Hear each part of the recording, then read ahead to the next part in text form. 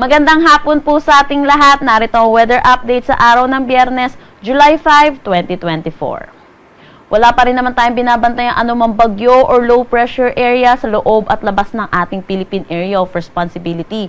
Pero kung makikita po natin dito sa satellite imagery natin, puno po ng kaulapan dito sa loob ng ating PAR. Ito po yung tinatawag nating Intertropical Convergence Zone or ITCZ. Dahil dito, asahan po natin makakaranas ng maulap na papawiri na may mga kalat-kalat na pag-ulan dito sa may Metro Manila, Calabarzon, Bicol Region, Mimaropa, Kabuuan ng Visayas, Zamboanga Peninsula, Basilan, Sulu at Tawi-Tawi. Samantala, yung easterlies natin or yung mainit at maalinsangan na hangin na nagagaling sa dagat Pasipiko ang umiiral dito sa may Central Luzon at sa may Northern Luzon. Dahil dito, asahan natin makakaranas sila ng bahagya hanggang sa maulap na papawiri na may mga isolated rain showers at mataas na tsansa ng mga pag-ulan sa hapon at sa gabi dulot ng mga localized thunderstorms. Para naman sa magiging panahon natin bukas dito sa Luzon, kung makikita po natin, magiging maaliwalas na ang ating panahon at easterlies na ang iiral dito sa atin.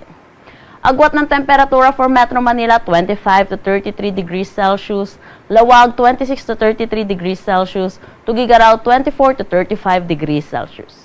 For Baguio, asahan natin ng 17 to 26 degrees Celsius, Tagaytay, 23 to 31, Legazpi, 25 to 33 degrees Celsius.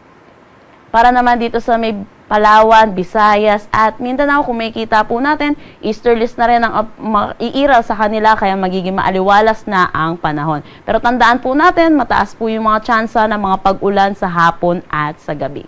Agwat ng temperatura for Palawan ay 25 to 33 degrees Celsius. Dito sa Iloilo, 25 to 32 degrees Celsius. Tacloban, 24 to 33 degrees Celsius. For Cebu, asahan natin ng 26 to 31 degrees Celsius.